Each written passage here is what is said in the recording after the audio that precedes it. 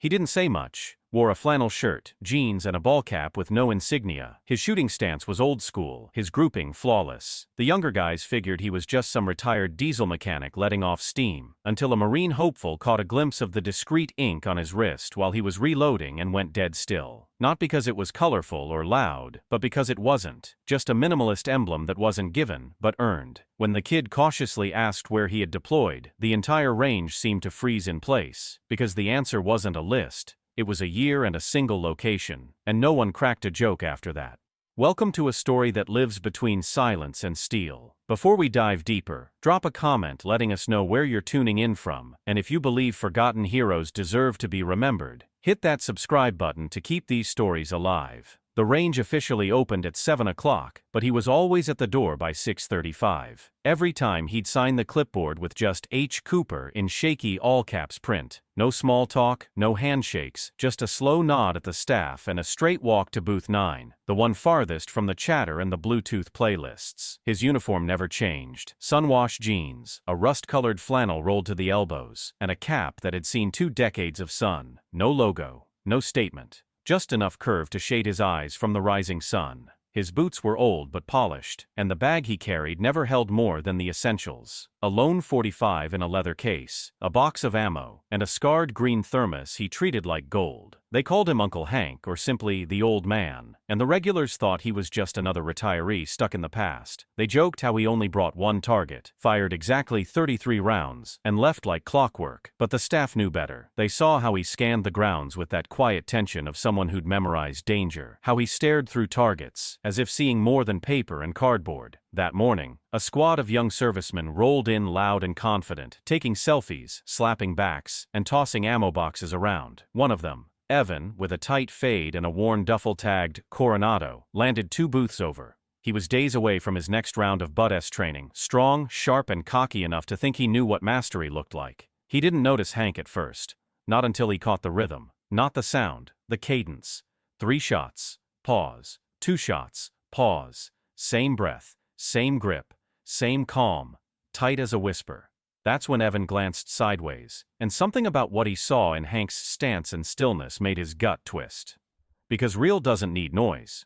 Real shows up at dawn, says nothing, leaves nothing behind but bullet holes you can cover with a silver dollar. The old man's grip was by the book, and his stance had zero hesitation. He wasn't reacting to recoil, he was directing every ounce of it. That's when Evan tilted slightly and caught a glimpse of the man's forearm as he slipped in a fresh mag. It was faint, aged by sun and time, but unmistakable. Not a skull, not an eagle, not some high-octane design, just 2 digits and a discreet insignia that punched through Evan's memory like a thunderclap. His spine straightened. That wasn't a tattoo you picked off a wall, that was the kind passed through blood and silence. He watched a moment longer, tracking how the man's shot clusters grew even tighter, like he was funneling focus into each trigger pull. Curiosity finally overrode protocol, and Evan stepped closer. "Sir," he said low, "that mark on your arm, that's Force Recon, isn't it?"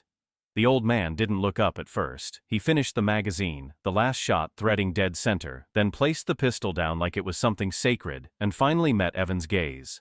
No nod, no grin, just one word. Once. That was all. It didn't slam a door, but it didn't open one either.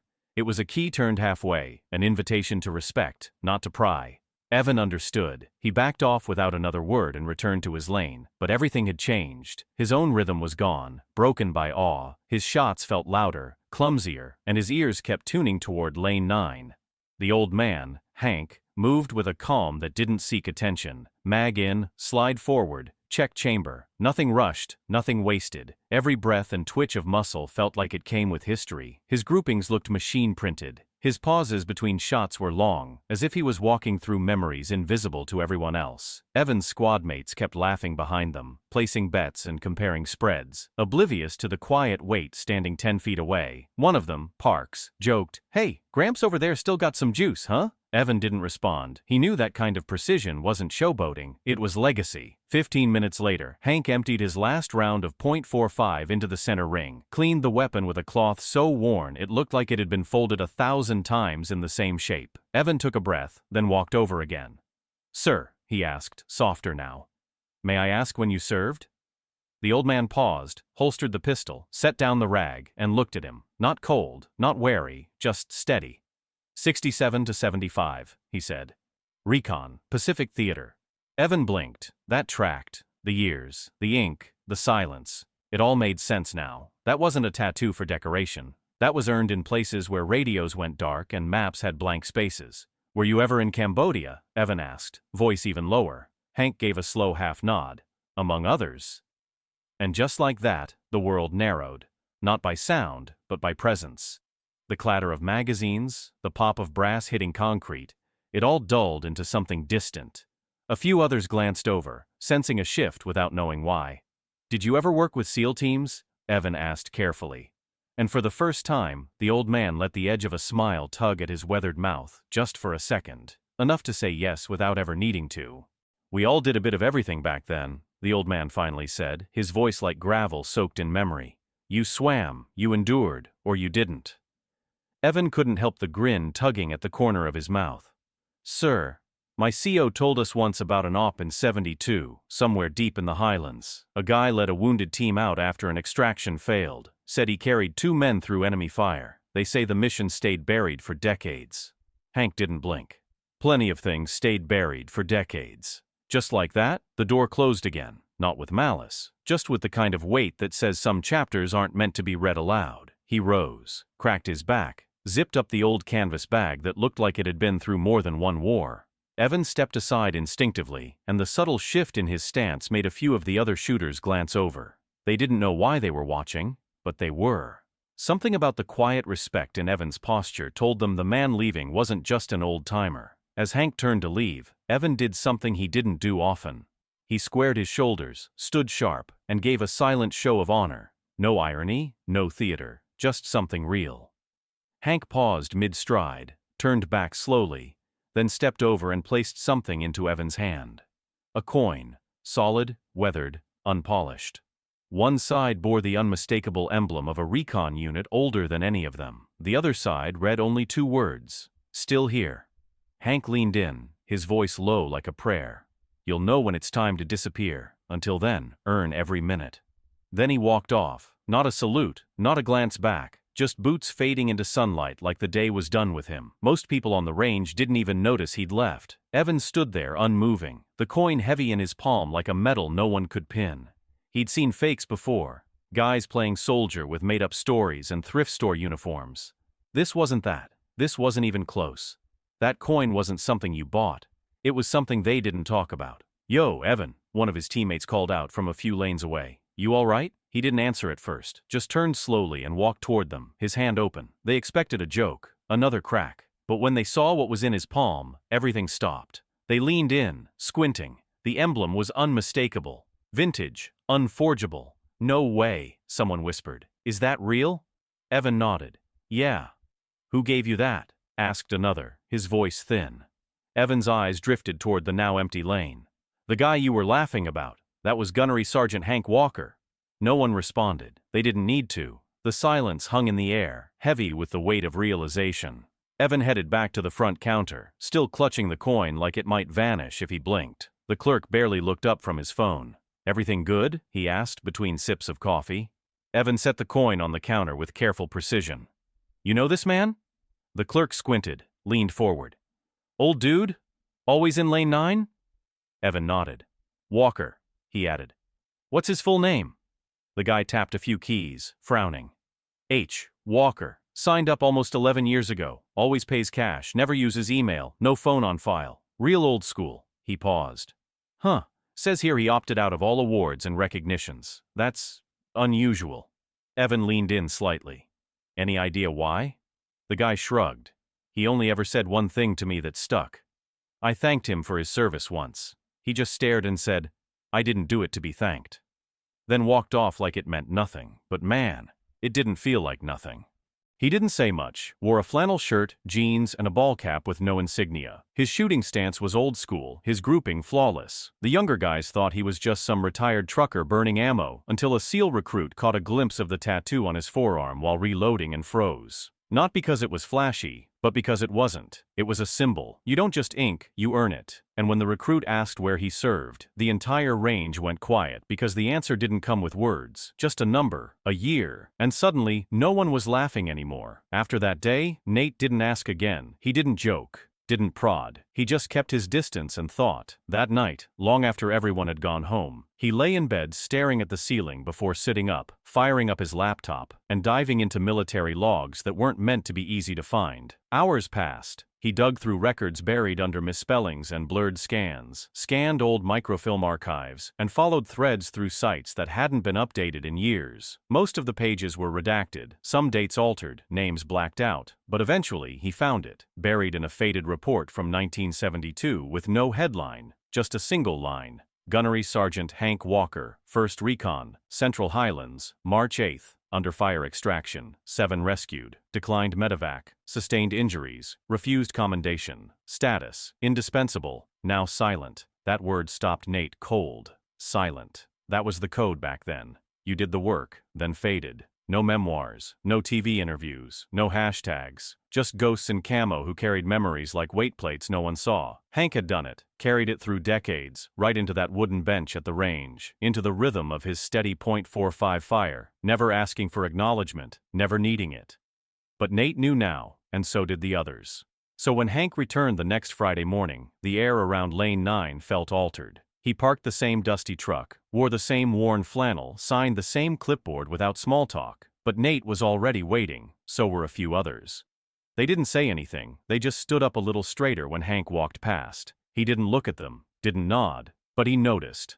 Less noise on the line, less posturing, more focus. He set up like always, checked his sights, began shooting with the same metronome rhythm.